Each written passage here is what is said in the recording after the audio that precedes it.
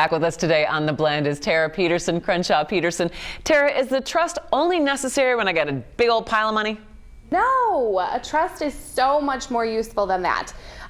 We use trusts all the time, especially to avoid the probate court. People don't like their information to be public. They don't like to have to pay the local court fees and expenses, and there's a little inventory fee, which is just a fancy way of saying estate tax, right? Nobody likes that. So we can avoid the probate system that way. It also is really beneficial when we have minor children.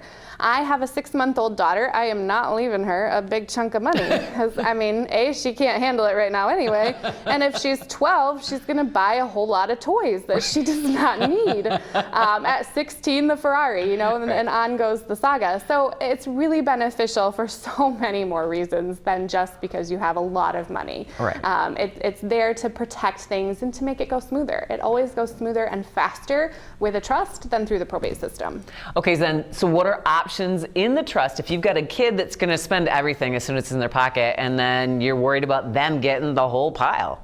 Yeah, so we have a lot of options too with how we spread out those distributions when we're using a trust. So the trust can be set up in a couple different ways. It can say, you know what, this child's going to inherit 1/3 every couple years. It can say we're going to distribute on a yearly basis until it runs out. They can even set up annuities where it's going to pay out a monthly sort of allowance for the child if they're maybe not so good at spending money.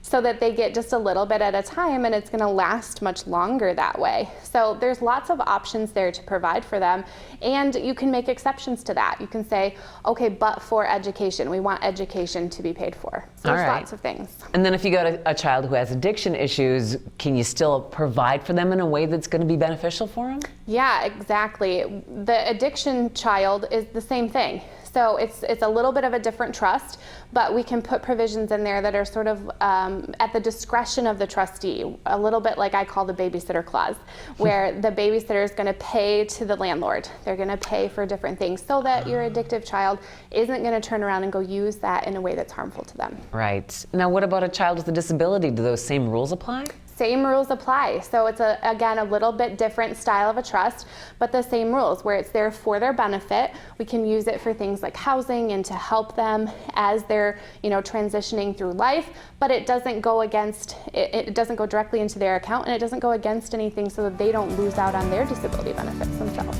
So important to get these things sorted out before it's too late. Crenshaw Peterson, Tara, thank you so much. It's always so helpful to talk with you about these things.